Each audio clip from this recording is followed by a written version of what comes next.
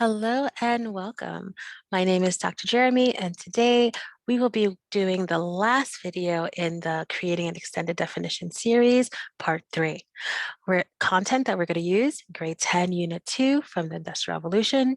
And our objectives today, 1, we're going to organize the evidence using step 3 of the extended definition tool, and then we're going to draft our extended definition. We have worked through steps 1, where we talked about our brief definition, and we've worked on step 2, where we identified 4 ways and looked through a source to identify 4 ways. We even started a little bit of step 3, where we were drawing evidence from the documents that we read. And so we already did this part, right? And now our next part is to actually put the evidence down in a way that we could see the progression.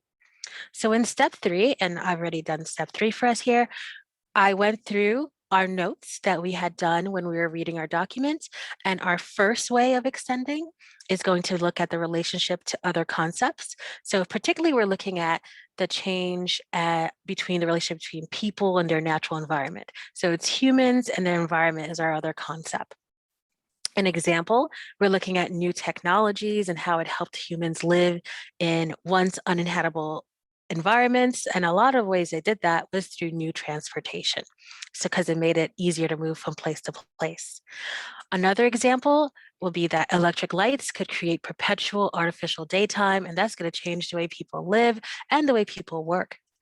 And we also noticed the significance or value where industrialization helped alter human attitudes towards the national environments, and fewer people were organizing their days and lives based on the restrictions of their local environment, which is a great change from prior periods in human history.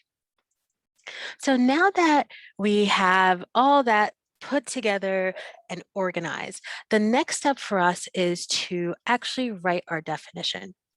And in step 4, what we're going to do is synthesize everything we've learned, all the new stuff from our reading, and we're going to write a paragraph defining the Industrial Revolution.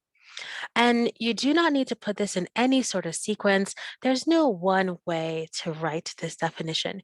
You're going to do it in the way that works best for you and that you can understand, and also that makes the reader understand what you want to come across. So we also have included some possible sentence starters for you. And there are tons of ways to start this. You could, for the expert definition, you could start with according to so and then go on. So for any way that you have decided to extend your definition, there's definitely ways to start it off, just in case you're lost and unsure. So let us actually see what we had done and where we will go with our definition. So this is everything we've done from the prior videos put together. If you notice, we have gathered steps 1, 2, and 3 together.